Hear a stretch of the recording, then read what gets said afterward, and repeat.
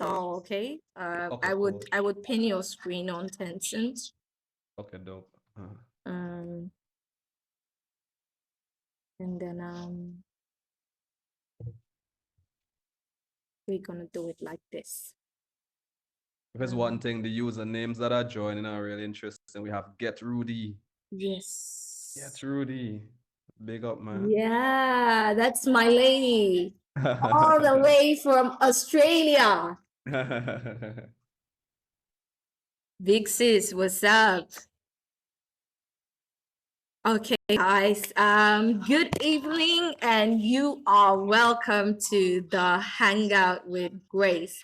This is a lifestyle business career podcast, and we are so glad to debut today with DEANO DELPESH. Guys, come on. Put Big up, big some up. claps in the chats. Let's get it going. Yeah, DEANO is amazing. Let's hear from DEANO. DEANO, can you please introduce yourself to us? Who is DEANO? And yeah, who are you? We're all Well, excited to be here with you and listening more. So please share with us. well, first, I must say thank you. Thank you for this opportunity, Grace. Thank you for reaching out and creating this space. It was Most quite a welcome. pleasure when you reached out to me initially. And even to say who is Dino. Yeah, Oh no, come on. Dino is Dino is an individual who is consistently evolving and transforming as he explores new possibilities. But Great. to put it in a more common sense, I'm an island boy all the way from St. Vincent and the Grenadines. Yeah, that's a small island in the Caribbean. And Yeah. I came to China about 12 years ago, yeah, to become an engineer. Thank And you, on my Lola, for the journey feedback. becoming an I will engineer. check the echo. Thank you. Yeah, yeah. Please, Thank you please go for ahead. that. Yeah. Thank you for that. Yeah. Yeah, all the people who enjoying the tech fun and making sure that we're on point. Yes, it's amazing. Yeah. Yeah, and after coming to China, trying to find myself, I actually found who I wanted to become. Great. Yeah, I realized that, I had a lot of qualities that put me in a position to lead. And I felt that sense of fulfillment through inspiring others, whether it's through fitness, whether it's through sharing my knowledge. I think it's something that has always been bred in me from a kid. I remember when I was a kid, my neighbors would come to my house and I'll be writing on my mom wall, teaching them how to do Amazing. maths or do spelling, to a point where my mom would whip my ass, for Right. dirtying up her paint. So I think Yeah. to the core, I'm an educator. Great. I hope that answered your question. Yes, DEANO is an educator. Guys, we are taking notes, please. These are gonna be I just got a book that I'm going to write something about every single host I bring on, every person that brings value, everything. And I think like you guys should probably do same, like just get some notes because there are like some really dope individuals who are going to be joining us, and you really don't want to miss who they are and the value they can bring into your life. So that's great. So what will you say is your driving force? Now, I'm careful to use the word motivation because we have too many motivational stuff flying around. Motivational speakers, motivational coach, motivational everything, yeah. But it's motivation, like we know it, you and I, we know it's short, it's fickle. Like, so what drives you? What's the force that makes you excited, wake up in the morning? Well, to answer that question, let me take you back in 2017. I was a student, and I can remember it was around September. And I was on the 7th floor of my school dormitory, and my hands were tightly wrapped around the rail. I can still feel the cold steel on my hand. I can even feel, the cold air on my breath. And there was one word going through my head. Jump, Dino. Jump. Just get it over with. Now, that was the first time I ever had a thought of wanting to kill myself. And it's funny that we always have these thoughts. But however, at that point, I realized that something was wrong. Well, obviously, something was wrong. At that point in my life, I was in a terrible place financially. You know, my relationship was going to the dogs, and you know, my best form of exercise was actually walking to the 7th floor. And on my best days, I spend my best days in bed scrolling through social media mindlessly. And I remember this one day while I was scrolling through social media, I came across this speaker by the name of Jim Rohn. And if any of you who know Jim Rohn is, just show some love, you know, show some love. If you don't know who he is, some go love ahead for Jim and check him Rohn. out. Thank you, Jim Yeah, Rohn. some We love got with Jim Rohn, DEANO yeah. here. Yeah. And it was as if he popped out of the screen and his words were speaking directly to me. And this is one of the things that he said that really connected. He said, for things to get better for you, you need to get better. And that hit me right here. And I was like, wow, that makes so much sense. Everything that I'm experiencing right now in my life has nothing to do with outside influences. It had everything to do with me and my own performance in life. However, I did what any human being would have done. I stayed in bed and I continued scrolling. And then I heard this. He said, learn to work harder on yourself than you do on your business. That one hit me right here in my heart, because I realized that no one has ever told me words like this before, and it made so much sense. If I invest time to work more on myself than I did on my business, then everything I do would flourish, because I literally would be the biggest bottleneck. So when I get better, everything gets better. However, I didn't know what to do. I didn't know where to even start. So I stayed in bed and I did what any other human being would have done. Stayed in bed and I continued scrolling until he said this. This is what made a difference, Grace. He said, don't let your learning lead to knowledge. Let your learning lead to action. And that's when I get the message. I realized that if things were going to get better for me, if I was going to create the lifestyle that I want, the life that I want for my family, for my friends, I had to get up and take action. And that day I made a commitment to myself. Yeah, I made a commitment that I was going to get up every morning at 5 a.m. and I was going to move. It doesn't matter what it would look like. So those days I was getting up, my clothes, my workout clothes was right next to my bed. I get up and I walk. I get up, I run. To a point where I start working out, you know, listening to more personal development. And as time went by, I started changing. The conversations I had start changing. My body started changing. And it occurs to me that there are people in my life who may have similar thoughts. Yeah, and I'm unaware of it because none of my friends know what I was going through. Yeah. And I realized that depression is not written on our faces, right? Exactly. Yeah. And it's so funny that you're even saying that word depression. I didn't even know what depression was then. Yes, only after I get into the personal development, there I realized, oh, depression is something that we experience. And I realized that a lot of my friends, families may be suffering in silence. Yeah, and I decided, not really I decided, it kind of automatically happened where I then became an ambassador for this message of, you know, really taking imperfect action and working harder on yourself than you do, you know, on your business. Because I know that one day I'm going to have children. They're going to come into this world and it's going to become part of my responsibility as a parent to make sure that I create an environment and become that role model for them to model as they're navigating life. So I think that's my biggest driver right now, is to really create a foundational platform for my kids and their kids to flourish and to strive. And it's interesting that you asked me this question. I was actually journaling about that this morning, you know, like why do I want to do what I'm doing? And it's literally to create an environment for the next generation to strive. And that's a major part of my mission. Yeah, that's so amazing, and that's great to hear. So what would you say were the, I would say, too big? I like limiting things to two, because I feel like two or three, right? Because I feel like the reasons usually are very simple and direct.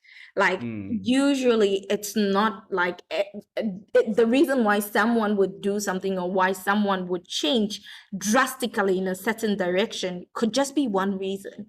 And usually I don't think we need so much to effect change. So what would be the main things that you did and you were more intentional about doing that you think helped you move from where you were to where you are, and it's also going to continue taking you to where you're going to go to?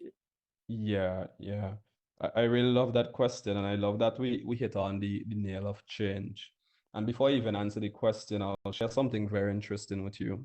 Now, there was a research done on about 600 open heart people who underwent open heart surgery. And each of these persons were told that if you don't change, yeah, and start living a healthier lifestyle, you're gonna die. Can you guess how many person choose changing compared to dying? Oh my, how many? 10%. Ooh, Only 10%. That means 90% of I was people expecting would rather not 100% change. though, Yeah, because yeah, everyone we would wants to expect with live, 100. yeah. Yeah, yeah. But Damn, only only 10%. That 10%, means guys. 90% of people in a sample size of 600,000 people would rather die than change. And what Oh this my tells God. me, change is not easy. Yeah, and it's Yeah. something that we gotta really acknowledge. Change is not easy. Yes, change Yeah. is not easy. However, when it comes to making that change, you gotta ask yourself a question like, do you rather live in the conditions that you're in, or do you want something better? Yeah, and usually getting to something better requires some sort of, some sort of grind, some sort of struggle. It's gonna be hard, but on the other side, it's gonna be worth it. And for me, the Exactly. two simplest thing that I did, it was that start moving and start learning. Yeah, working on my body physically, because the way how I feel affect the decisions that I make, affect my attitude and how I show up in life. And when I'm learning, I'm feeding my mind. So it actually feeds me with new ideas and different way to see the world. And those are the two simplest things that you can do. Amazing. If you're listening and right now you feel dissatisfied with where you are, with who you are, your environment, your friends, there's two simple things that you can do. One, start moving. Yeah, because you're in control of your body, you can change that. And two, start reading, learning, and consuming new knowledge, because you're also in control of your mind. Exactly. Exactly. So I think, like, to add to your point about stop moving and stop learning, I have been in a place also where, well, backtracking to, suicidal thoughts and then etc, just backtracking a bit, one thing we don't realize is that as humans, our psychological makeup, like, I think a lot of people later on in life realize after events A or B, is that our psychological makeup as humans affects everything, every aspect of our lives. Like the fact, because if you believe it, you can do it. If you believe it, it has Yes, happened already. yes, The fact that your yes. mind, the mind's ability to choose and set a course and see it through and bring it to life is so powerful. So Yeah. get into a space where the mind is crippled and numb, and bringing yourself to a place where the mind is active and ready to conquer, and whole zeal space is, I think, the most difficult thing to do in this life. More difficult than making your first million, like they say. The first million is the hardest. It's more difficult I than like to put it like this. Yeah, please go ahead. It's simple. It's simple to do. But the process of change to really change your habit, that's the difficult part. Yeah, because Great. if you ask somebody, can you walk every day for 30 minutes? That's something simple. However, the existing habits that they have that are running their life takes up more of their mental real estate. So they don't feel like they have that time or the luxury to even do that simple act. And most often, sometimes we don't connect the dots between our health and wellness and how it contributes to our wealth, whether it's financial wealth or wealth in our relationship. And when you're able to really connect those dots and realize that you need to set more hard boundaries for yourself when it comes to your physical wellness, magic happens. Yeah. That's so true. That's so true. And really coming down to change and moving. That's the one thing I noted you said was start moving and start learning, right? Yeah, Because yeah, yeah. I think a lot of people just gather information. We're in an information age, Yeah, right? yeah, yeah. That's a There's big one. YouTube. There's even information about stuff like what we're doing on the podcast. It's an information age. You Yeah, can yeah, yeah, get to yeah. learn whatever you want. You can become an aerospace engineer without Yep. ever stepping foot in a university to study aerospace. The only difference between what you've learned and what the person who's in the university studying aerospace engineering is learning is that they are doing, they are Yeah, yeah, yeah. moving, Action, they action. are in there, Yeah. in the moon created spaces, they are floating on it, they know how it feels like Yeah, yeah, yeah, yeah, to yeah. be in that space. So Yeah, yeah, it's yeah. there is really a difference between I know something and I'm Yeah. doing what I know. Because when you're doing what you know, the challenges of what you know really becomes a reality. And the joys of overcoming one stage to another, and then the excitement to reach more for what you know becomes a reality. But I think like a lot of times we are so obsessed with gathering information, especially the new generation, where we just gather, and we never take, even like you said, the simple calculated steps. Okay, maybe I cannot do 30 minutes a walk because of my schedules, but I can do 5. And I can start with 5, and maybe for this week I'm gonna do 5, and then next week I'm gonna make it 10, and the next week I'll make it 15, and I'll keep increasing it until I've gotten to 30. But then the mind sometimes, So you build a habit. oh yeah, sorry, yeah, so the mind Go ahead. sometimes I think the connection moved a bit. So the mind sometimes deceives us and says, oh no, you are not able to do it, and that's full stop. You can't do 30 minutes, and people give up there. I can't make 6 figures this year, and they give up there. I just can't make 6 figures this year. No, it's not enough. Yes, you can't make 6 figures this year, but let's break this year down. Okay, the remainder of the year, the months we have in this year is actually 7. Let's break it down to the 7 remaining months left. And let's say, okay, how much can I make in June? And how much can I make in July? And how much, like, just let's break it down, and let's the numbers don't lie. Yeah, the numbers don't lie. Yeah. Yeah. So it's more about, like you said, I think definitely moving and not being in a headspace that clouds even one step. Yeah. You know, as you're saying that, you remind me of a quote from one of my coaches. He says that, you know, information, when you get information, you feel satisfied. Yeah, you had a sense of satisfaction. However, when you integrate the information that you get, that's lead to fulfillment. Yeah, so a lot of people are only at that satisfied stage, and that's why they feel empty, because they have clarity of what they need to do, but then they're not doing the work to get to where they want to go. So then that leads to frustration. Yeah, and another reason why sometimes they're not doing the work that they need to do as well is because, one, they have been investing heavily in their mind, but they haven't been investing heavily in their body, in their energy. They're not setting clear boundaries, and they're saying yes to everybody else except themselves. That's so good. Really, saying yes to everybody else, and even making just 10 minutes or 20 minutes to exercise, or taking 20 minutes to meditate, or just breathe in, or just I don't know, read a book, or I don't know, read a religious book, or just any book, just 20 minutes a day. Like, we can give that 20 minutes to any other thing except self.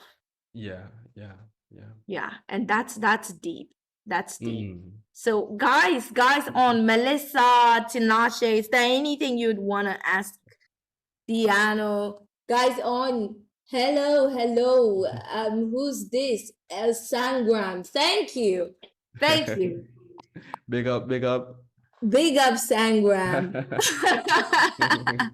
Yeah, so yeah, is there any question you want to add? Well, I wanted to ask Liano, because how long have you been in China, actually? I've been here for 12 years. 12 years. Yeah, Great. yeah. So Just you've over a seen a decade. lot. What? I would guess you have seen a lot. I've seen a lot of the changes. Yeah, Good. I came here before WeChat was really a thing. Oh, Yeah, and then wow. seeing WeChat take over. Oh, It wow. was here before we had the Alipay online payment. So it's Yeah. been fun. Yeah, it's been fun seeing the changes. And they say after you've been in China for 3 years, it's hard to leave because the country literally grows on It you. grows on you. Yeah, Yeah, with and all the you're so changes. scared to leave because you're like, oh my God, all the I know. comfort, everything is going. It's so convenient here. I'm so sorry. I'm so I know, sorry. right? We're sorry, guys, but you guys should visit China, definitely. You'll understand what we're talking about. It's so Like hard to leave I see after you. Melissa said she can't leave China without WeChat. I feel your pain. Oh my God. Imagine dealing with cash now I and having to know. have like change and have a purse. Oh my God. You wanna hear something funny? In Yeah. 2019, I went back home for a Yeah. while Yeah. and I went to the capital. Maybe I went to see some friends. Yeah. And I only put my phone in my back pocket and I went to the capital. Now, when I'm ready to get home, I have no money to pay Yeah, you literally forgot. You thought you were gonna scan, right, on Alipay or something. That's crazy. So you gotta be careful. When you leave China, you gotta be careful. Yeah, when you leave China, you have to remind yourself, I'm not in China. Yeah. I need to be careful about everything. Yeah. So what would you say in your 12 years of being here is the main thing keeping people from maximizing their growth or experiencing growth? Especially, I want to break it down, especially to foreigners. We've seen the changes in the system with Chinese. Now, I happen to be found in the business ecosystem. The number of foreigners doing what we're doing is really limited for whatsoever reason that is. And I don't believe that is because of a lack of structure or system in China to facilitate foreigners. I think it's a lack of people willing and being driven to pursue such careers. Because sometimes the knowledge, I don't know. Yeah. What do you think is the main things that, like is keeping people back from? Well, the number one thing that pops up for me is the fear of failure. Yeah, and this is something that I see from a lot of my clients as well. Yeah, there's this fear that if they leave what they know, yeah, they would fail at what they don't know. Yeah, and then it also comes around to the lack of belief, yeah, that they can actually do it. Yeah, that belief in themselves. Yeah, so I think that's the number one thing. Really fear failure and actually believe that you can do it. Yeah, because even though sometimes people would see other people doing it, they would create excuses in their head as to why this person is able to do it. Yeah. So I think those are the two major ones that comes up for me personally that I've seen. Yeah. Great. The fear of failure. And then what would be a counter effect to the fear of failure? Well, one, community. Yeah, and accountability. Because one of the things that I've learned as well being here and even doing business is finding people who have done it before and learning from them. Yeah, you don't need to reinvent the wheel.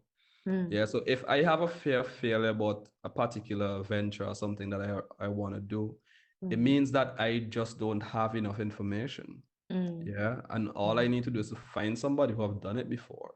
Yeah, to explain to me or hire somebody to do it. For example, when I moved from Shanghai and we decided to start a company here in this city, one thing I told my girlfriend is that, okay, we're gonna find somebody and pay them, and leverage their expertise instead of trying figuring it out all by ourselves.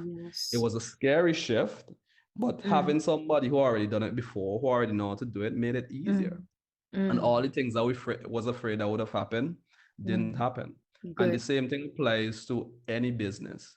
Yeah, and sometimes because we have this fear of failure as well, there's a lot of little things inside of that soup as well.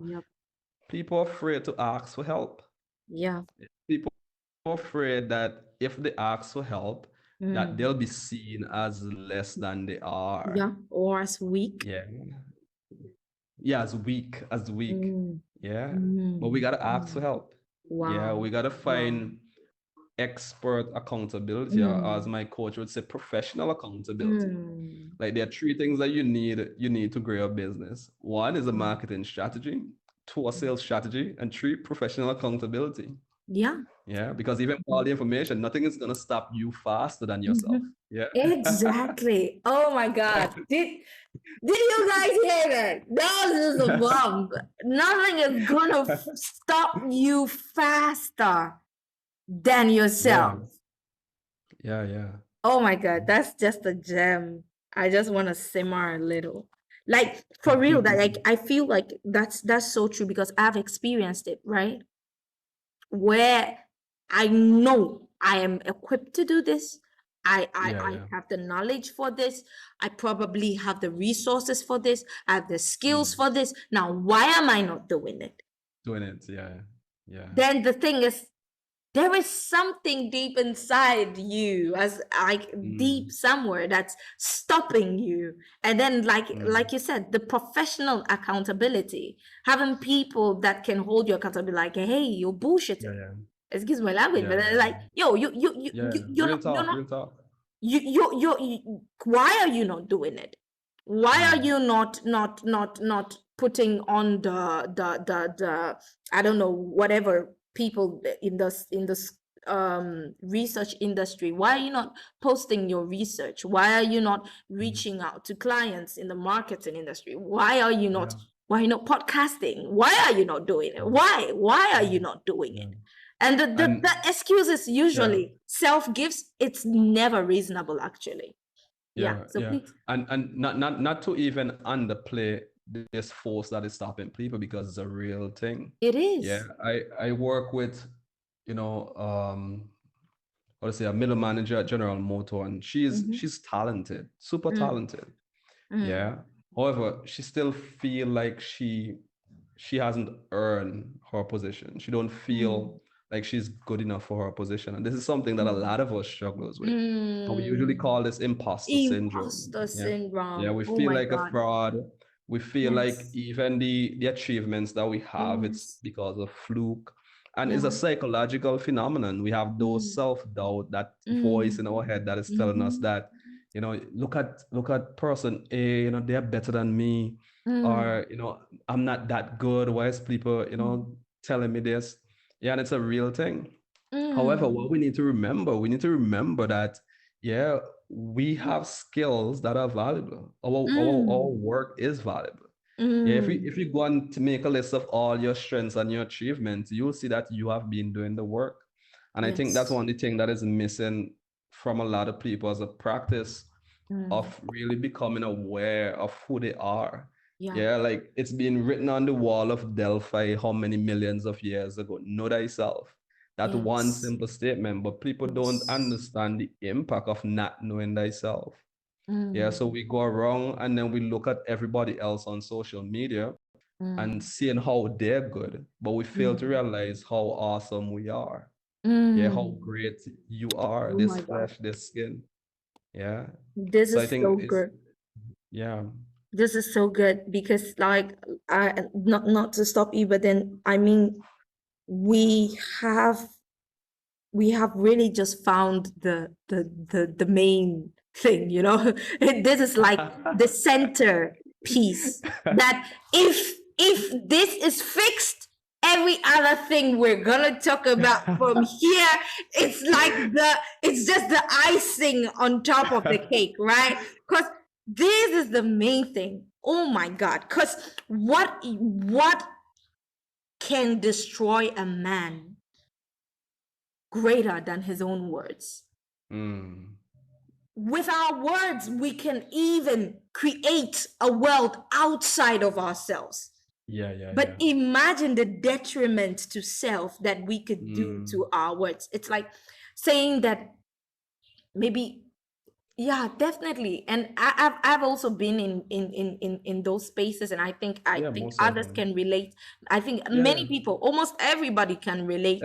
Like, here's a fun fact. They did a poll on Twitter. Yeah. 87% of the people who took the poll, have experienced some form of imposter syndrome. Some of the most accomplished people experience imposter syndrome. Some of the celebrities that we love so dearly have experienced this imposter syndrome. So the good thing about this is that, now we know that, this is not something new. You're not alone. Yeah, and that's something that even helped me to even work through this phenomenon for myself.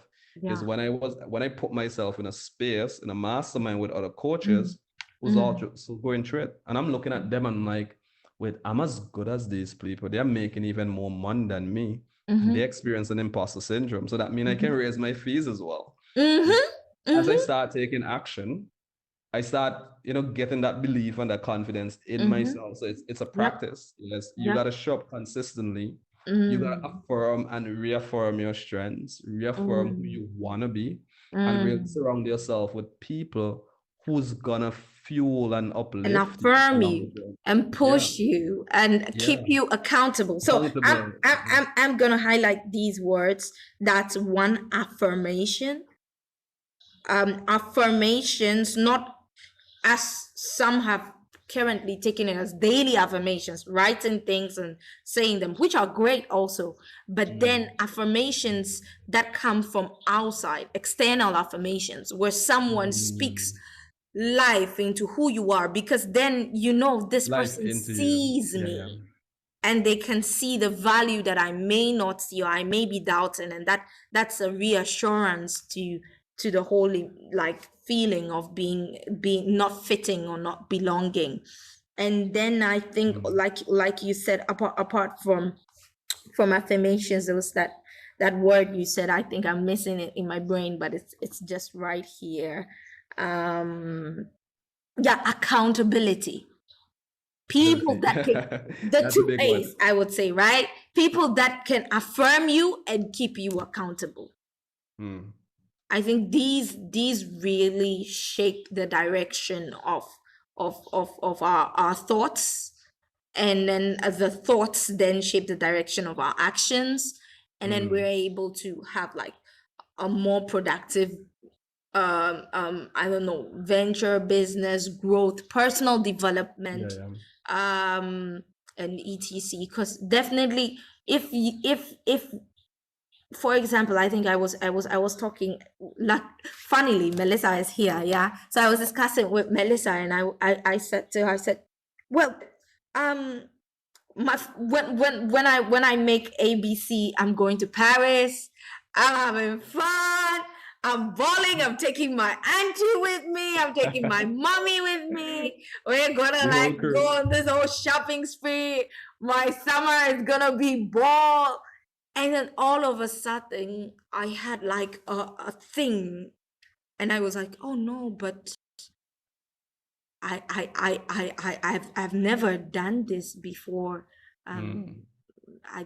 Maybe I would just stay in China. I don't need to, I'm good. I'm good. Like, there's that thing that it's like, I don't deserve this. I feel you on that one. Yeah, but then the funny thing is, you do. Yeah, you do actually. Yeah. But you do, because the thing is, if we say we don't deserve the good things that happens to us or for us, and those things don't happen because we were handed over to those things were handed over to us. Those are things you've worked for. You've worked to build your brand as DEANO Delpleash. You've worked to build yourself over the years. You've worked for whatever is sitting in your bank account. You have the freedom to flip it into something that is productive and brings you back joy. But it's like we seem to have that effect. And I think it's also tied to what will people think about me, Yeah, the external judgment. the external judgment. And I think that has always been one of the biggest factors in how people move in life. It's the inability to be centered in ourselves, and sometimes we find ourselves concerned about external. Yeah. I heard this one quote from Gishetti, and this one was mind-blowing. I think as I share this with the audience, I want you to think about this maybe a couple of times, before you receive it. He said that it's not what you think about me. No, it's not what you think about me. It's not what I think about me. It's what I think you think about me. Great. Yeah. Oh, damn. Yeah. And usually, and I see this a lot even in the corporate space, where a lot of times we would think someone else is thinking this about me. And because of that chain of thought, that's gonna stop me from even approaching and starting a friendly conversation with this person. Yeah. We see this with entrepreneurs as well and their competitors. Yeah, we see this in relationship. Yeah, as well. Yeah. Yeah, Exactly. it's not what you think about me, not what I think about me. It's what I think you think about me. Great. That's a gem. That's a gem. So how do we stop our minds from going wild? Yeah, and that's a big question. And that's why, mastering the mind is one of the first habits of high performance leadership. And I'm a high performance coach, so this is what I coach around. And let me just take you back a few. Yes. In make sure I'm not lying. It's at the beginning of 2021. Okay. I was in the gym and I take a picture of myself and I was in the mirror and I was just admiring myself for the work that I've done. Yeah, because I've invested a lot in my body. Yes. And I'm looking at myself and then a question just came to me, what if you invest an equivalent amount of time you did in your body, in your mind? Yeah. And from that day, I decided that I would start meditating. Yeah. As much as I do exercise, if not more. Great. Yeah. And the foundation of mastering one's mind is through the simple act of mindfulness. Yeah, we would see all the fabs online, people meditating and we call it woo and what's not. But meditation has been a practice that has been passed down for generations to come. Yeah, and not just meditation. Yeah, and as Christians, I'm a Christian. Yeah, praying. Yeah, and that's a form of affirmation. Prayer is a form of affirmation. Prayer is a form of meditation. Yeah. And the interesting thing is these two go hand in hand. They're not separate. And the reason being, when you meditate, you're actually shifting your brain wave. Yeah, so there's gamma, beta, theta, and delta. And when you're in the last one is like you're sleeping. But when you're in that state where you're close to sleep and you're close to wake, that's when your unconscious mind becomes more receptive of input. Yeah. And at that state is when you can start programming your unconscious. And when I talk about your unconscious, is that part of your brain that controls everything else that you're unaware of. Yeah, when your fingers twitch, your arteries doing all those stuff, those self-talk, and you want to make sure that you're in control of that. Yeah, so fundamentally, if you want to master your mind, you want to master your thought, you got to book time on your calendar, like you book time to watch Netflix or go to the gym, and really sit and just become aware of what you're feeling, what you're thinking. Yeah, you got to develop, as we call it, that self-command muscle. Exactly. And it's simpler, but it's, as I said, it's really hard for a lot of people to actually sit and just be with themselves. That's so true. That's so true. Because I think connecting meditation with prayer, I think in Christianity we would call that realm, right? There's a realm to which you go into, and you are able to, on a blank canvas, right? On a blank canvas, you are able to paint a picture of what you want your life to look like. Yeah. And that, I think, is what some will call a vision. Now, that, and I will flip back to the Bible that says, write down your vision on tablets. Yeah. Right. Yeah. And then run as one who understands what you have written. So the funny thing is that sometimes when we create and we bring live in our man's eye what we wish or what we want or what we want to see happen, sometimes we fail to connect the dots with reality. Yeah. Writing it down, bringing it out, breaking it to practical steps, breaking it to something that is consumable for us here now at this present time.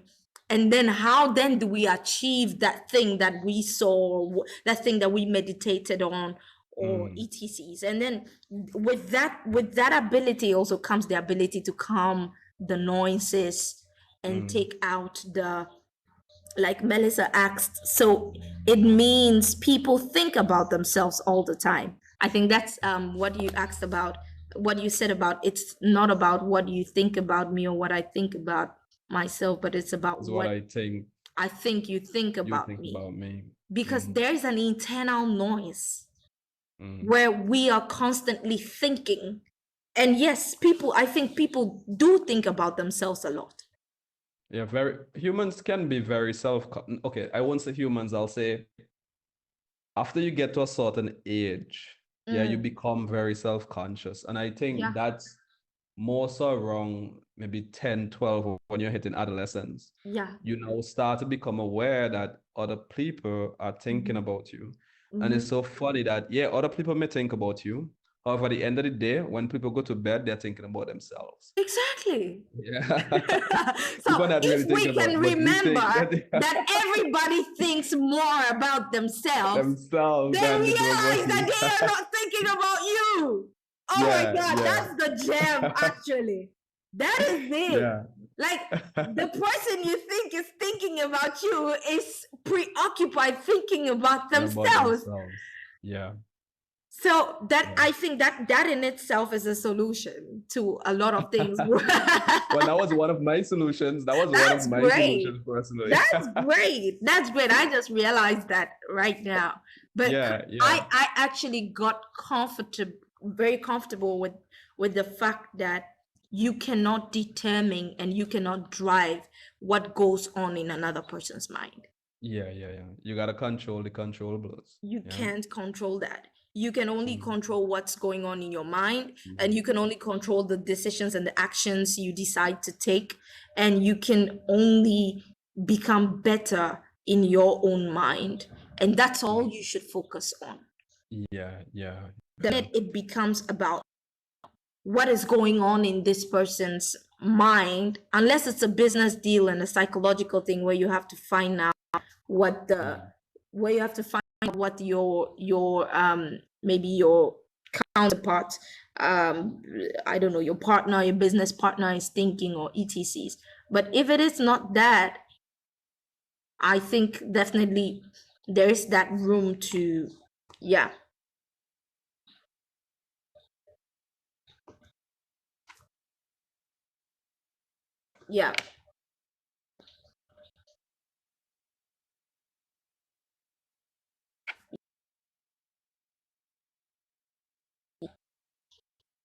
our feeling. So, and we would we would always hear this saying that the answers are within. There's something in the Bible. I can't remember the exact verse, and I was having a conversation with my girlfriend. Jesus said it, and I was like, what if Jesus meant it literally? Yeah, that inner knowingness that you talk about, that inner voice. And to be honest, if we develop that part of ourselves, we would no longer need to worry about what other people are thinking or what other people are doing, because we'll fully and wholly trust, yeah, Yep. self, trust I love the way how what's his name? Oh my gosh. Dwayne Dyer, the way he said Yeah. it. He said that his purpose on earth is to come to the realization that I am God. Yeah. Yeah. And the big Great. word is to come to the realization. It's one thing to know it, but then there's another thing to realize it. Yeah. Ooh. And when we start to come to that realization that we are so much more than we give ourselves credit for, then all that layers would start coming down. Yeah, in your relationship, in your business relationship, your relationship with your parents, your relationship with people who you meet for the first time. Yeah, so yeah, and Yeah. it's a practice. Yeah, I'm not saying that I'm there. Yeah, I'm still a work in progress. Yeah, but Yep. it's a practice, and we gotta acknowledge and know that it's possible for you to. Yeah, it's possible for you. Amazing, amazing. So I would think that for us as humans, one of our main things is to be understood, right? To be known, to be known, to be understood, not to be known by all, but to be known by those that are closest to us, those that make value to us. So how does um an environment of one misunderstanding, an environment of chaos, lack, etc., play to the mind and play to all that we're talking about? And then how do we draw ourselves from it? Because I think it's one thing for us to talk about the issue, and there are people that need practical, really practical things that may help their lives, and they may be able to apply, apply it, and then also create, like, yeah, we are gods with a small g, create their life, become a god for their life, right? Create what they want to see. So it's like moving from chaos to clarity. What can they do to move from chaos to clarity? Mm, mm. I love that. Yeah. Move from chaos to clarity. Yeah. Yeah, and I think it starts first with clarity. Yeah, like it was written that my people perish because they lack vision. Yeah, and if you right now are in a space where you feel things are chaotic, yeah, the first thing is that you should realize is that there is hope. There is Yep. hope for change. Yep. There is hope for greener pasture. Yep. Yeah, you first need to internalize and believe that it's possible. Even before you do anything, you got to first believe that it's possible. Now, after Yes. you believe that it's possible, you have a vision of where you want to go. You're clear that you don't want this anymore. And the secret here is to focus more on the positive affirmative. And when I say that, I mean let go of all the things that you do not want. Focus on all the things that you do want. And for example, sometimes I'll have a client and I'll ask them, now, what do you want? And then they'll reply and say this: I don't want all of this. Yeah, that's the wrong way to start that answering that question. Yeah, the first thing is that you gotta be clear about I want X. Yeah, that's how it should Good. be. And the reason Good. why, because the way how your brain is designed is your brain is designed in a way where it creates connection with words. So whenever you Great. say don't want, the brain doesn't register don't. Yeah, the brain doesn't see negation. So if you say I don't want a messy marriage, all the brain hears is I want messy marriage. Oh my God. Yeah. So we got to be very careful with how we use our words, because there's life and death in the power of our tongue. So Right. first, you need to be focusing on those positive, affirming things that you want. Yeah, I want a more passionate and compassionate relationship. I want more love and joy in my life. I Right. want more peace and harmony. I want more wisdom to understand, you know, how to, you know, deal with the people around me. Right. I want more opportunities and brighter horizon. Yeah, so first you need to start to say what you want, and as you said, write them down. These are Right. simple steps. And one of the biggest mistake that a lot of people make is that they skip steps. Yeah, they skip the part of deciding what they want, writing it down, yeah, to just start going and doing stuff. Yeah, when you do that, when you just start doing stuff without registering what you want, you'll find yourself on the wrong building. So the first thing first, what do you want? Good. Yeah, what do you want? Register. What do you want? Yeah. Guys, what do you want? What do you want? This is so important. What do you want? Naomi, Yeah. what do you want? And And cool, genius, what do you want? This is so important.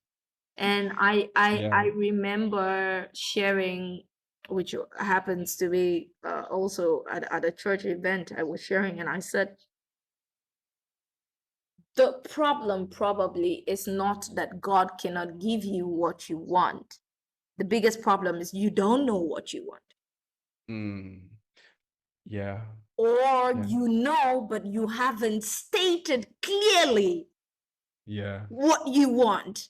So it's yeah. hanging in there. And some know what they want. They state clearly what they want, but there is nothing practical to what you want. You are not putting practical steps. No, and Yeah. I mean the Go ahead, want is practical, but the steps towards the want isn't practical. There's nothing systematic being put in place to make sure that this thing becomes a reality. So yeah, definitely.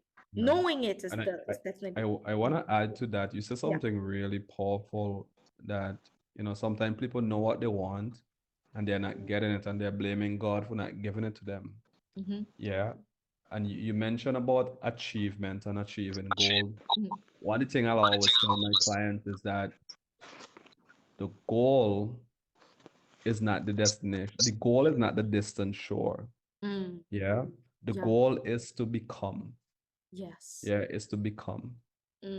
It's not to really achieve. It's not to achieve. It's to become. And most of Great. the time, when you want something and you're getting frustrated that you're not getting it, it's because you have yet to become the person worthy of receiving it. Yeah. Yeah. Oh It means my. that there are work that you still need to do. That's Yeah, a so that you're gem worthy of though. receiving it. I'm just Yeah. gonna like pause on here, because then you have really released something that is, yeah, I don't want to like rush over it, because it's not about the thing you want, but then you haven't become worthy of receiving what you want. So then everyone dealing with imposter syndrome can flip it actually. So this is where I'm actually drawing it towards, right? Yeah. Because then you are what you are because you have become worthy of where you are, what you are. Yeah. And anyone that will become worthy is able to achieve and do same or even more according to who they become and what they become. Yeah. So I think that's definitely the gem, a big gem that a lot of us are struggling to. And then becoming, I think, is of the mind. Yeah. People think becoming is off the like account. Oh my God. You know, it's off the mind. I remember, so I will share one of my personal experiences in just like 5 minutes. I've also been in China for 7 years actually, and my first year in China really was the roughest.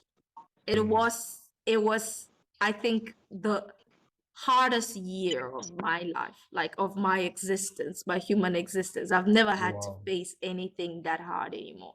I also battled with suicidal thoughts. I battled with high class imposter syndrome because I felt I didn't fit. Yeah. My team, I didn't fit. I just didn't fit. I knew I didn't want to be a doctor. I was just doing it for my mom. I didn't fit in the profession. I didn't fit in the friends because I was coming from a middle income earning family and all my friends were rich kids. Like, I'm like, no, I don't fit, you know. And for that to be not enough, I guess I had gotten into some trouble, some issues, and there was someone that did something bad to me that I reported to the police, and I expected justice and nothing was done about it. And I was devastated in my mind. That's when suicide and all the bullshit became an option. And I really said to myself then, I literally had to pull out this paper because this, you can see this is an old paper. I wrote this and I pasted it to my wall. So you can literally see the tape on it and you can see my name. I wrote my name. I literally addressed this to myself because I needed something to remind me that, hey, you're worthy of living. You're worthy of life. You may not be worthy of whatever you think you are, whatever, but you are worthy of another try and you're worthy of life. So I just wrote to myself, I was like, Grace, you are allowed to fall, but you are not allowed to stay on the ground. Rise and rise quickly. Get over it. You can't take back a fall, but you can pick up yourself and run. Score more goals, be happy.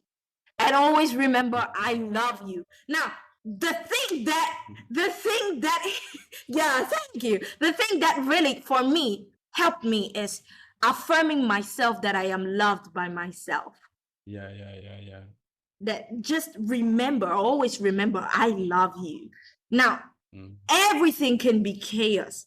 But if I'm enjoying and having a party in here, if I'm having a party and a deep relationship and a deep love affair, and I'm deeply in love with who Grace is, all her flaws, all her mishaps, every single part of me, even my inabilities, whatever it is, the insecurities, everything.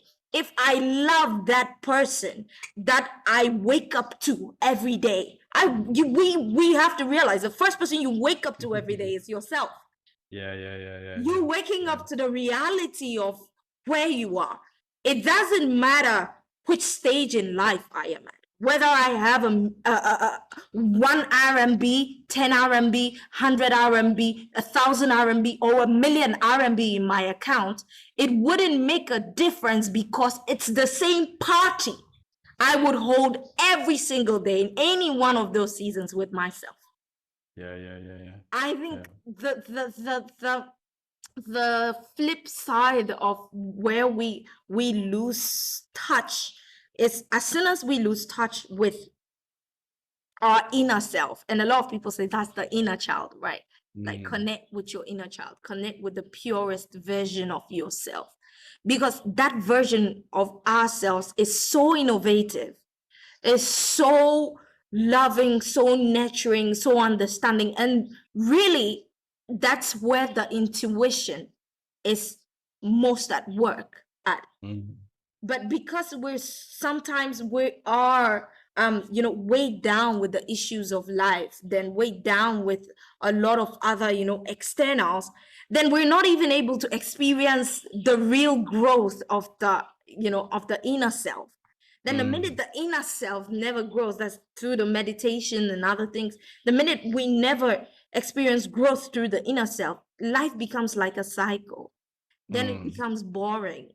Then it becomes like a thing where becomes dark. Yeah, it becomes dark. Then depression hits. Yeah. You So feel hopeless. you can imagine, people usually ask, how do people who have money become depressed? or people who are successful Rich in and the wealthy. world's Yeah, eyes, you know, the world's definition of success, how do they become depressed? Because there is nothing new, and it's always a cycle, and there's just that darkness that cannot be shaken, but actually can be shaken, because it comes from an understanding that, hey, the party has to be up here, not out here. You know, I think that's like one thing I'm really drawing and connecting with what you have just said. And I think it's really, really, really valuable. If you can become whatever it is, it doesn't matter the amount of money, because money is just a concept. That's a whole new wormhole That's right a whole there. new world. We wouldn't go there today. Let's leave this. We don't. Hi, McDad, Angel, Perez. Perez is my senior brother. Yo, senior man, what's up? Big up, big up, big up. Dad, my guy, what's up? So guys, stay. We're giving contents. Come on, just stay and interact with us. Tell us what you're thinking and where you're watching from. It's amazing. So the main thing, like, really, it's like, I think success has to be really, really redefined. How would you define success? Come on, let's start from there. What does DEANO think success is? Well, first I must acknowledge you, for Thank you. The journey that you have been on, and I think it's been a major part of your hero's journey, that make you into the person that you are now. And in terms of defining success, I think success, I don't think it's a place to get to. I think it's a perpetual process of becoming. A perpetual process of getting into the dung of the dumps and then coming back out. And still being at peace in your heart with who you're becoming. And it's not so much about what you're having, because you mentioned, how come all these successful people, they have all this money and they're still depressed? They're still wanting to kill themselves. All these people who won the lottery, they make all this money and then they blow it in, say, 3 months, 6 months. So I think success is more or less one's ability to be able to really keep moving no matter what the chaos is within your life, and really feeling that peace and fulfillment in your heart. So I think that's what success will be for me personally. Great. And how would you really encourage someone to pursue, I would say, from the definition of success you've given, that's an internal success, right? How can let's say, Perez, he's saying, a pleasure to meet you, said Delpleash. Big up Perez. Great. Pleasure's all mine, man. So definitely, how would you encourage someone to move from seeing success as a location to a process? The first thing is, I think it goes back to what we were talking about. You gotta find that place within. You gotta actually spend time in silence with yourself. When I say spend time in silence with yourself, I mean even the darkest part of yourself. Really having those internal conversations. And another thing is to surround yourself with people who really embodies that version of success. Because if you're spending time with people who values external success more, that would be what you attract more of. And you would more or less see the pattern. I'm not saying there's nothing wrong with having, external, there's nothing wrong with that. That's amazing. However, we need that balance. We need that balance between what's going on the inside and the outside. And I believe that we first need to start from within. Find mentors. Yeah, find communities. Mm-hmm. Yeah, so that's what I'll say to Find anybody. communities. Yeah, yeah, Definitely, definitely. definitely. And communities, that brings me down to like family. Mm, I think family is like one of the things that is, or one of the factors, I would say, that is the most driving or depleting forces that mm. people experience, like we as humans can experience. Yeah, yeah, yeah, yeah, yeah, So yeah, how would we, what would be your biggest, let me say, how would you encourage someone to play out in a family environment that maybe doesn't foster what they are trying to become? So people are born in the I don't know, let's say for example, I have a good friend who was born in US actually, and born to parents who do drugs, mm, and grew up doing drugs for a hobby. mm, But the ability to change from being this person to becoming a person that values life, values health, values family, values relationships. You know, people sometimes are not giving the good foundation to build from. So how would, what would be your encouragement or your perspective to such yeah, a yeah, yeah. person? Say, look, okay, family plays Mm, ABC role, and if you lacked it, what can they do to supplement that? I Yeah, love that yeah. question. I love that question. The reason why I love that question Thank you. is just to put a bit of context even around my life. Yeah, Yeah, now I grew up on an island. Yeah, and the great, island has about 110,000 inhabitants. great. Yeah, and I was fortunate enough to be able to experience both side of life, meaning the ghetto and families who doesn't have the ghetto kind of life. Yeah. Yeah, and what one the thing that I've realized when I was growing up, I never know I Mhm. was poor until Mm, I know what being poor was. yeah, Yeah, I remember growing up and yeah, we didn't have water. We yeah, usually used candles and my granny yeah, had a lamp. yeah, Yeah, I remember growing up, sometimes I'm on the street out in the road with my friends yeah, on the steps, and then I'll see the guys, the crackheads over there, they're yeah, doing crack. yeah. Yeah, I'll see the guys on the street smoking marijuana and the Mm-hmm. group. Yeah. I once experienced a guy, stabbing another guy head out as a kid on the Oh my street, and that God. was like almost normal. Yeah, Oh but my I God. can realize all the trauma that has Yes, caused yes, throughout my yes, entire yes, life. yes, yes. Definitely. However, growing up in that environment as a kid, I always find myself in environment that was on the opposite side of things, yeah, in Mm. church and community Mm-hmm. groups, Yes. volunteering, Mm-hmm. healthy lifestyle Yep. programs. And I find myself spending a lot more time in those environments than home. Mm-hmm. One of the greatest opportunity I've had as a kid was to travel to Mexico for the first time. Oh, Just imagine an amazing. island boy going to Mexico. Yeah, This big that's so house amazing. buildings. And I'm like, I wow, think this is the everyone world. should have one good Yeah. travel. V So Dogani, you're welcome. who's that? Benjamin? Big up, Benjamin.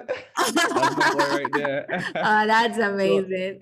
to answer that Yeah, and Samuel question is Ansong, you're welcome to the 10 cents, my big man. up. Yeah, yeah. So after drawing that context, so go back to the question, Mhm. you gotta take action and Yep, move. Yeah, yep. you can choose your blood family. Mm, You can choose the household that you're in up until maybe a particular age when you feel like you're a big man and you can yep, make those moves. However, it comes a point when you do choose where you spend time. true. Yeah, it comes a time when you choose where you invest, in Mm, your circle. And mm, I believe I had wonderful family. Like my household, mm. like my granny, Yeah, my mom, they were great. marvelous. My granny used to always Amazing. tell me, you're known by the company you keep. And my granny used to always want to keep us in the house because she know the Great. neighborhood that we were in. Yeah. Yeah. And my granny read a lot. She Mm. read a lot, and she used to try to encourage us to read, but I never liked reading. Amazing. So becoming an adult now, I realized that my granny know something that we couldn't see. Mm. Yeah. So the idea is you gotta really find those people within those community, because even though your environment seem like it's chaotic and everybody seem like they're going, north side, there will be one or two people within your village or your community Mm-hmm. who has that vibration of wisdom, yeah, who has that light, yeah, Mm-hmm. that they can impart into you. And that's why I say professional accountability is so important. Yep. That's why I say mentorship is important, but you gotta get up and move. Yep. You gotta take that first initiative. Yep. Yeah. And Exactly. sometimes I'll hear people make the excuse and say, oh, well, only for some people, I grew up in this type of place. And I'll call Mm-hmm. bullshit. You Yeah. know why I call bullshit? Because this is an island boy Mm-hmm. who grew up on an island who believed that there was only two possibilities in life. That Mm. was one, you go to the technical college or you go to the humanities college. If you go to the Mm. technical college, you become a technician, you do that for all your life. Yep. Yeah. But that was a mindset. Yeah. So if right Mm. now you're still giving yourself an excuse that your situation is unique, yeah, that's a Mm. lie that you're telling to yourself. That's the Yep. imposter inside of you who's speaking. Mm-hmm. Yeah. What Yep. you need to do is to start exposing yourself to environment with people who may look like you or not like you, who's doing Mm-hmm. things Yep. That that you seems are not. impossible to you. Mm, mm, mm. Yeah. I think I like that thing, what you just said. People who may look like you but not like you, Mm. because they are found, there is something you can find about this person that is exactly like reflects something about you. They are a form of a mirror to you, but then they're Yeah, not yeah, like yeah, you yeah. because what they are doing is literally higher, and it's easy for them to peel and coach you through where you're looking towards to Mm. go, right?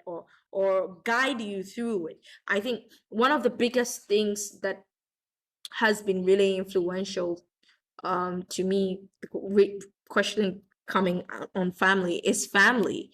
I grew up also like you, not rich, just lower to middle income. It also that was also the process, But lower to I'm a, middle. I'm a, I'm a even pull that back. I'm a even pull that back. One thing I say, I was rich growing up. According to maybe economic standard, the world standard, they'll sell poor. But I believe we were rich. We were Yeah, I'm rich. climbing Oh mango my God. trees. Okay, Yeah, we've got we to were rich. I'm redefine always rich, being because fed. we just said that, right? Yeah, I enjoy We my just bread said and that. We just butter. said Yeah, I success enjoy has to be dipping my. redefined. Oh my God, we're changing the story. I'm never gonna say I wasn't rich. It's the story has Yeah. changed. We were financially not there, but we were rich in culture, Definitely. rich in mind, Yeah, rich rich in in culture, rich in relationships, mind, yeah, rich in yeah. everything else. Oh my God, we were. Oh my God. And I Mm. grew up, and part of that formed my personality. Part of what my parents did with me is I never heard the word "you can't do that." Big up. And today's my mom birthday as well, so I'm giving Yeah. gifts to Oh, her. happy Yeah, big up, birthday big to the up. queen. Amazing. That's great. That's great. We wish her, guys, please, let's wish Deano's mom happy birthday. Come on. Yeah, that's great. I think one of the things they did is they just allowed me speak, allow me be me. And Mm. and the one word they would say is, don't disrespect with your opinions, but have opinions. Big up, Perez. Don't ever not have opinions. Don't ever Mm. not know or ask questions. Just have an inquisitive mind. Have an endearing mind, and get whatever you want to get. Just go for it. I think that has been something that really shapes family, shapes who we become. I think more and most powerfully, even more than whatever we experience in later life. because sometimes we are able to overcome what we experience in later life because of the foundations. But the good thing is we can create and build our family as we grow, right? Yes, Like I said, yes, yes, yes. community building, choosing the right people. So I have friends that have become family. Now many of them are on the call. As my Big up, big up. Perez is my blood brother. Samuel is my brother from another mother. Big up, Tinashe big is my up. brother from another mother. Melissa The is entire my tribe is there. sister The from entire another tribe is mother. there. These guys are family.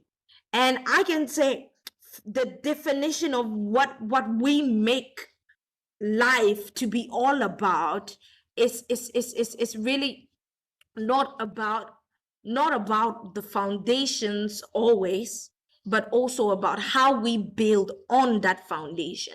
Yeah. Yeah. So I just wanted to add to your point on family. Yeah. So one last thing, guys, is there any questions so far for what we have spoken about? Is there any questions for DeAno about career and maximizing your potential? We are talking about maximizing yourself for growth. So come on, any questions? Perez, Tinashe, Melissa. I know Melissa has a lot of questions. Melissa, come on, hit us with one. Yeah. Come on, Any guys. I won't questions? bite Any questions? Any too questions? hard. Yes. Let's see. I'm gonna.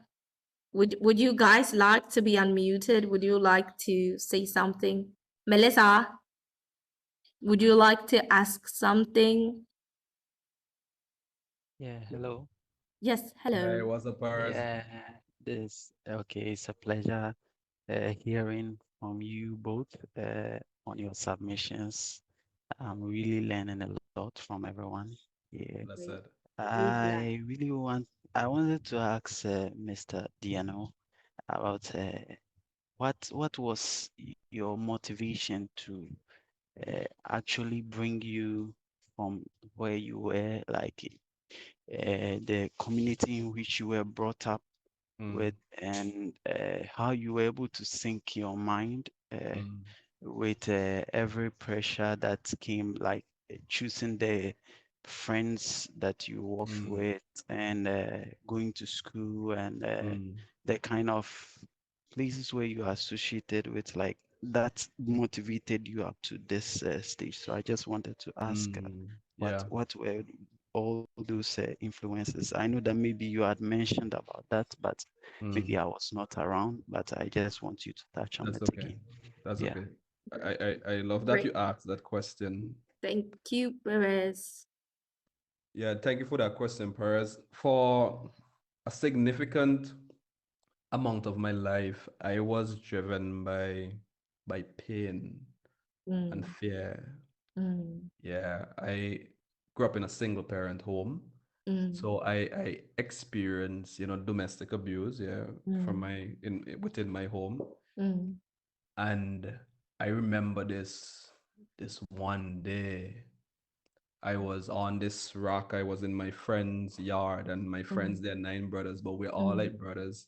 I Nice. remember this one day I was on the rock, and wherever you are on the island, you can see the beach. I was gazing over to the beach, and I was just there thinking. I was 16 years old at that time, so I was just finishing my middle school's exam. My friends were across under the mango tree playing marbles, and you can hear them in the distance. Boy, you doing this, boy? They're talking to each other. And in my head, I was like, in the next couple of years, these guys would either be involved in drugs, some of them may be in prison, or they maybe even be dead. Yeah. And I felt helpless because I didn't know how I could have been a better influence to them so that they can make better life decisions. Yes. Yeah. And because of, growing up in a single parent home, I always wanted to do the best for my mom to make her proud. So that drive to me excelling in school. Yeah, and when I asked that question to myself, it was as if the answer just came to me. And the answer was is that I needed to leave the island and become someone who they see as an influence.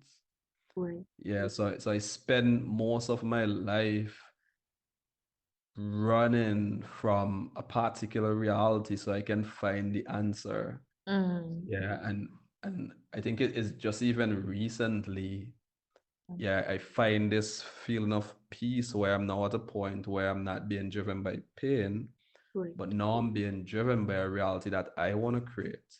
Yeah, the reality that I want to create for my kids and my family.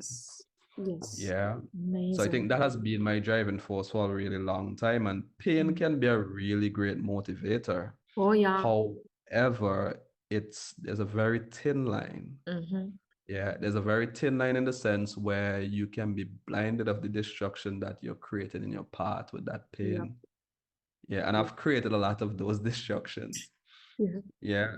So we got to be really mindful of that. So that's what has been driving me then. But in terms of what's driving me now is, you know, a lot of what we speak about, you know, really having a vision of the future that I want to create, the family that I want to create, the environment that I want to create for my kids. Exactly. Yeah, moving forward. And I don't have kids at the moment, but I have that image of, you know, what they'll be like and what I want them Definitely. to be I like. think the like it is exactly like we said, right? If you envision it, it's the likelihood of happening is like Yeah. it's already there. It's already there. It's just grasp, right? So like that is definitely we need to envision every single thing, including the family and how you want the family structure to be, and then you can easily walk towards it and grasp it and bring it into reality.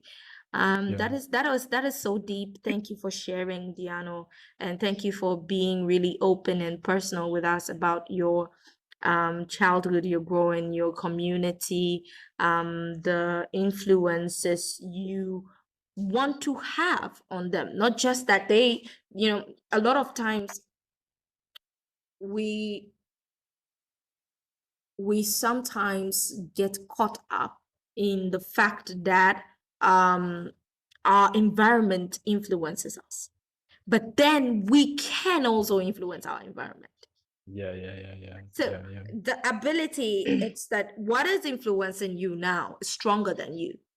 So you have to detach from that environment, from that stronger, and move to another environment that creates you and makes you become something that is more powerful than what is in this other environment. Then when you bring yourself from this environment, this, let's say this other C incubator, and you bring yourself into the environment that you used to be, it's no longer going to influence you the way it influenced you. You are now going to influence it because you are more powerful than it now. Now you've got the ability to create the vision that you want for that environment. So that's really powerful, and thank you for really sharing that. I see Melissa's mic is open. Melissa, please go ahead.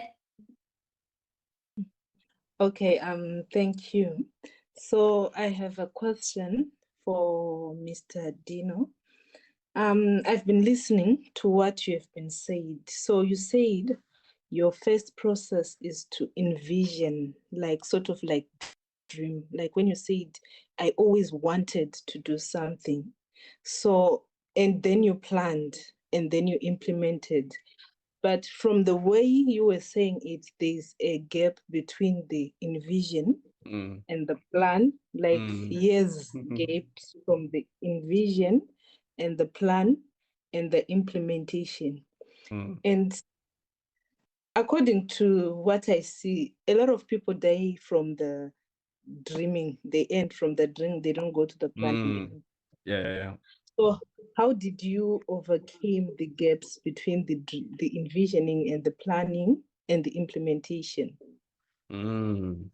I love this question. Yeah. You know why I love this Thank you, question? Because Melissa. yeah, thank you so much for this question, Melissa. And because it says plan. Yes. Yeah. Vision, plan, and implement. And Yes. what would usually happen with a lot of people would envision, yeah, then they'll plan. And when they come to the implement part, the plan is not going according to plan.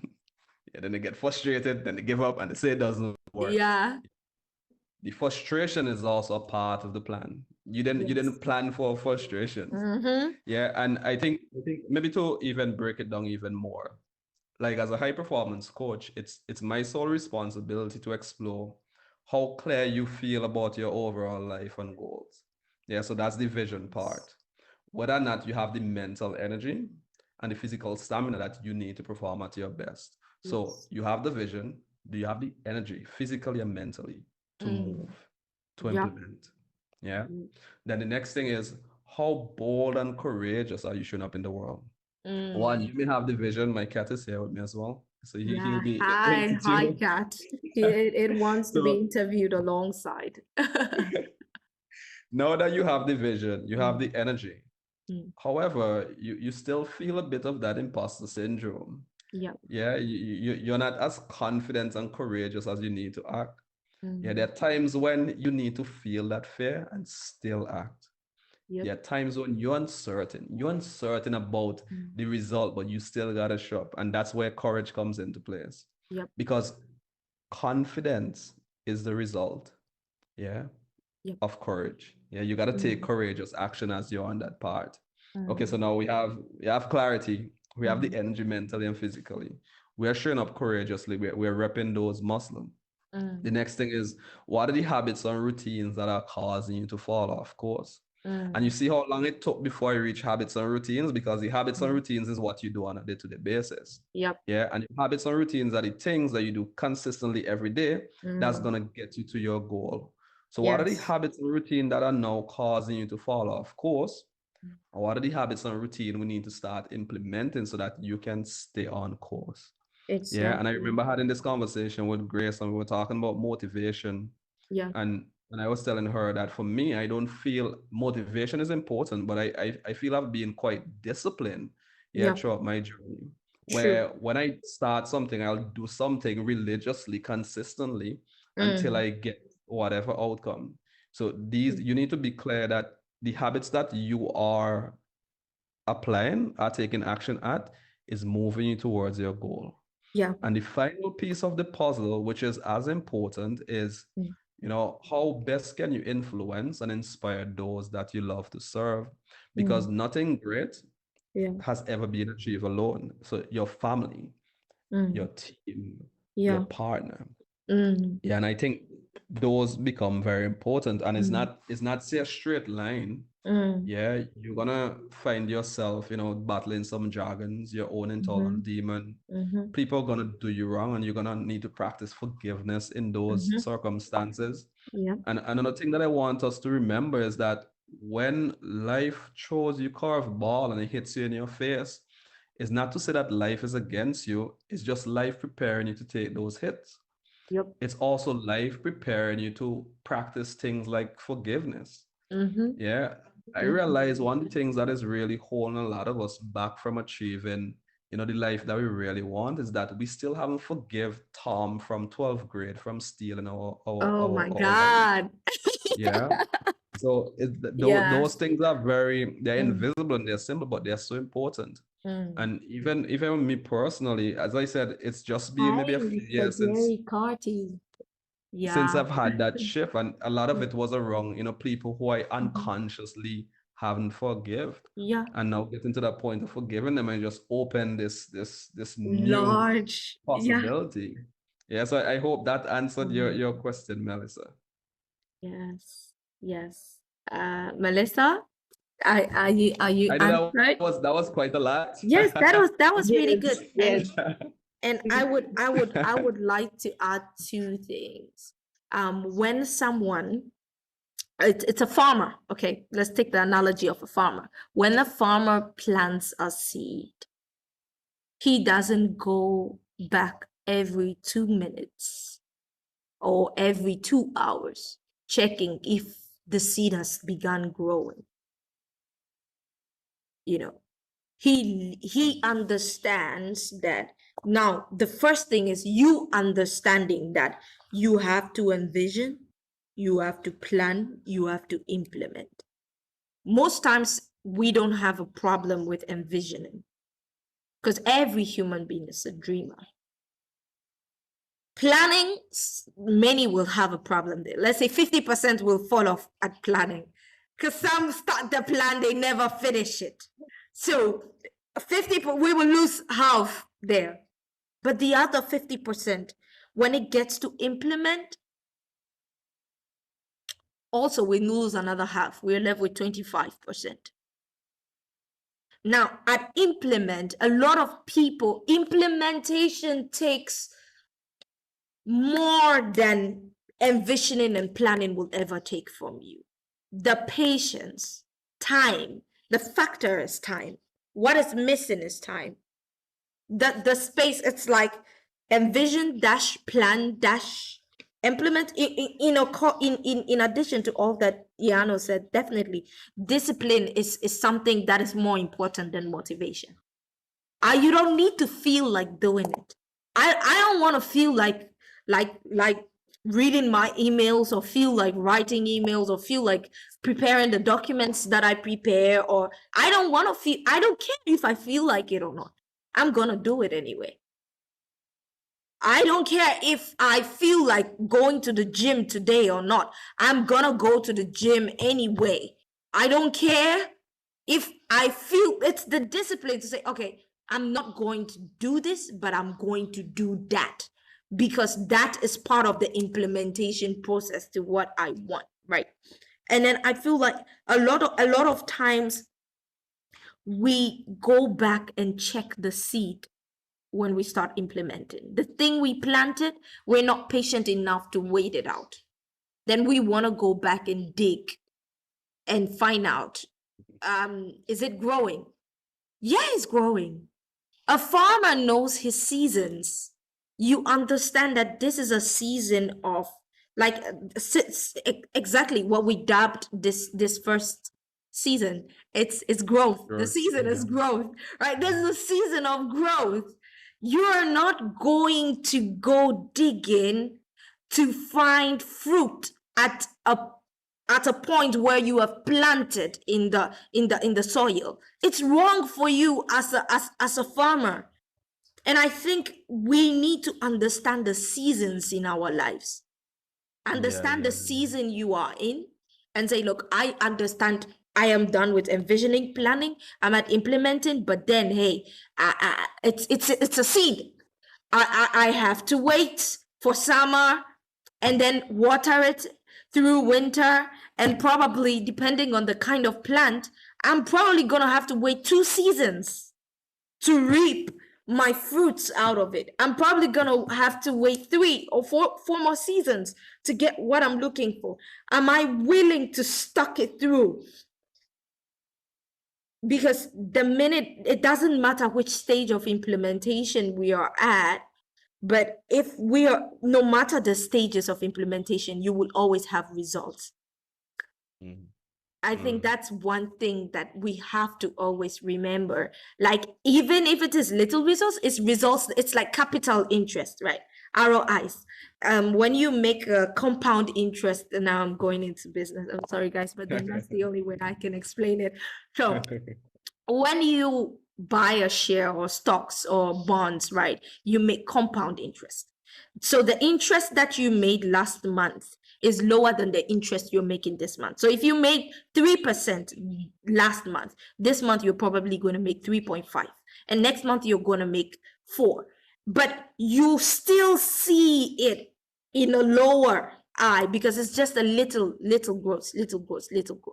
If you take out your investment, you still have 3.5% interest.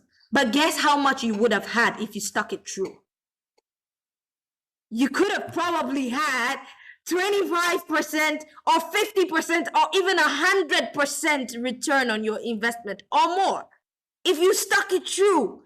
So it's more about how bad do you want it, and what are you willing to give up, or how long are you willing to wait?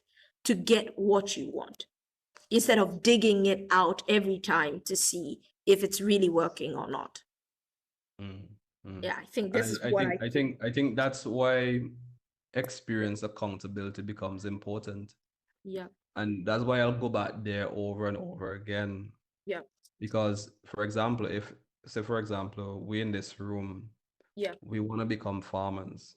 yeah, Yeah, the only how we're gonna know when is the best time to harvest or how long we need to wait is if we have a farmer, a professional mentor who's already who already went through the seasons, mentor us and advise us how we should till the land and right, tell us when we should wait. Because at the end of the day, we gotta respect that we're humans and we have human feelings, and we would have that urge to want to go and dig it up. And maybe I can drop this example even from business now as a coach. You know, I started working with a business coach maybe say September last year. So I know yeah, some stuff, but yeah, there's something interesting I learned from this new coach when it comes to yeah, doing event. And yeah, we can see Hollywood do it really, really well. Yeah. Do you know that how when so for example, yeah, Avengers makes most of their money at least 1 year to 2 or 3 years after they after have the launched. movie. Yeah. Yes. And the same goes for your business as well. Somebody would organize a launch, they launch and say maybe 2% show up. And then they'll say that's a failure. Not knowing that there is a 90-day span of energy that you have created because of that event. Yeah, that's Yes. gonna create some sort of vibe around your business. Yep. Because those two people, they're gonna leave that launch and they're gonna talk to somebody else. Oh wow, Yes. you know, Melissa did this amazing thing, and then this person don't know about Melissa. Yeah, cakes if that's what Melissa is selling. And the second person is gonna do the same, and you create that ripple effect of energy. And so when you have professional accountability, it really increases your probability of success, and it helps you to manage those human emotion and impatience in the younger version of ourselves. Yep. Yep. Accountability. That's really, I keep going back to, I remember I saw a video on the WeChat channels that said, if LeBron James needs a coach, and if Serena Williams needs, I know, if I Serena Williams know. needs someone to tell her, hey girl, you're off form. You probably should fling it like this. You probably should give yourself like a bit more time here. It's not yet time to shoot. Like the professional, nothing beats someone who has done it before you. Yeah. Nothing beats that. I think that's why as Christians we even say we need the Holy Ghost, right? Because Jesus has been on earth before us. He was crucified. The dude knows how it feels to go through pain. So he's the best person to help you navigate pain. So that it's the same thing. The coaching that we need, and not to say God cannot teach us all things. But I mean, God puts human beings in our lives to teach us certain things. So, and here this is an interest. I love that you're referencing the Bible here. yeah. When Jesus came back from his however long sabbatical from 12 years old and he popped back up again. Yeah. Jesus went and find disciples. Yep. Yeah. And Jesus didn't find disciples just so that they can follow him. Jesus is God. You think he need disciples? Yeah, but he find disciples with a particular set of skill set. Yeah. He found Peter, fisherman. Peter's really good with his hands. Yeah, Peter's a man of talent. Yeah, then all the other disciples, I assume that they had talent that Jesus leveraged as well. Yep. And those were his mentors to help him navigate this world that he's now showing back up in, even though he's so great and he has all these skills. You're preaching, DeAnno. People don't really pay attention. Yeah. This So you is gotta take serious. note of that. This is a gem. it's what we it's revelation. You're revealing. Yeah. Man. That's so true. Like we really, and look, there was that tax collector guy that Jesus made a Mhm. friend. Mm. You would ask yourself, why did Jesus make a tax collector a friend? Yeah. He was right with his taxes. He did not have an issue with taxes. He paid his taxes. He said, give what belongs to Caesar to Caesar, and Yeah, what yeah, yeah. belongs to God to God. Dude Yeah. understood business. Dude Yes, knew sir. that people are bringing me tithes, people are contributing to the kingdom agenda and to whatever I'm doing. And there's a whole there was always people around Jesus. There were people that would come bring him things to support his ministry. And then Jesus one time had to pay tax and he was broke. And what did he do? He caught the fish, right? Yeah, yeah. He caught the fish and he took the coin from the mouth Well, of the he fish. said Peter to catch the fish, right? Yes, he said Peter to cut the fish. Yeah, guess what? That's you hit it there, right? He didn't go to catch the fish because he didn't have the expertise and the experience of Exactly. catching fish. Yeah, He yeah, needed Peter to go catch the fish, yeah, yeah. and then he paid the tax And even had more. and And had even had more left. Oh my God, you can never underestimate the provision that comes with having the right people. People, yeah. It's not even about and drawing back into ideas, implementation, etc. For a lot of us that are in the business field, it's not about the ideas and the things that you have. It's about the people that you draw to yourself that are able, that are naturally equipped to bring that vision to life. The things that you cannot do. A lot of people surround themselves with people that are like them. And that's just wrong in itself. Similar, like I think, like what you said, like you, but don't do you. You know, pick people that are like you, that have like mentally up here, the discipline, ETCs are like you, but they don't flow like you. They have an area of expertise, something that you could never do. So this week, I'm just going to drop it in because I think it's just related. Yeah.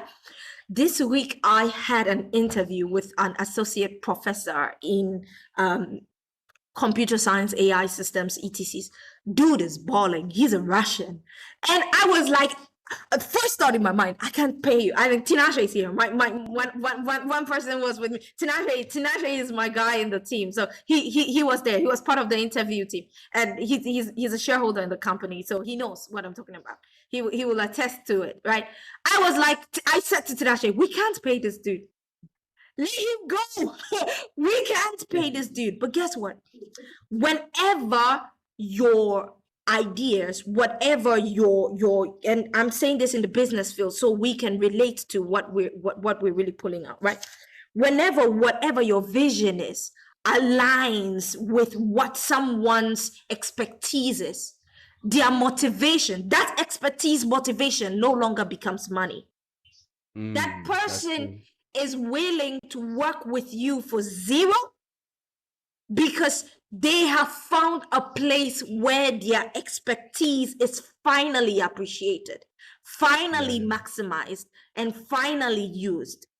It's like, whoa, even coming from the person from expertise, I would rather apply myself to a place where I am most needed and most wanted and most appreciated, as opposed to a place where I'm not happy working there, but I'm still making like all this money, but then I'm not fulfilled. That's why success is not directly linked to money. Yet still another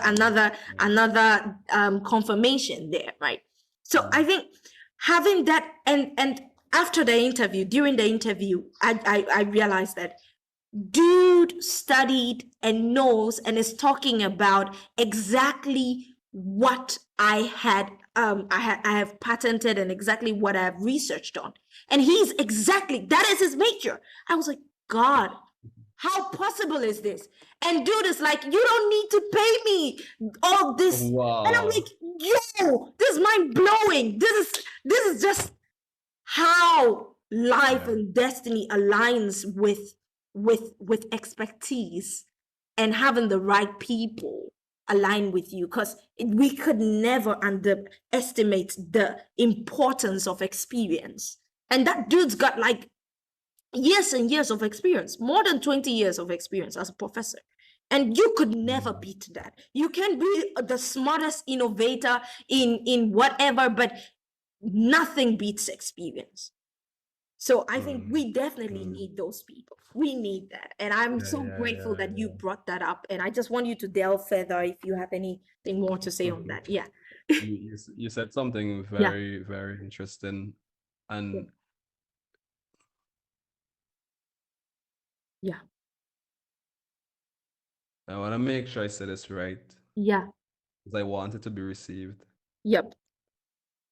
You mentioned that, when you have things align, yeah, and we were talking about having this vision Yep. and then having a desire to go towards that vision. Mm. Something that I've been seeing that has been happening even to me as well Mm. is a lot of people, sometimes we don't dream big because we're afraid that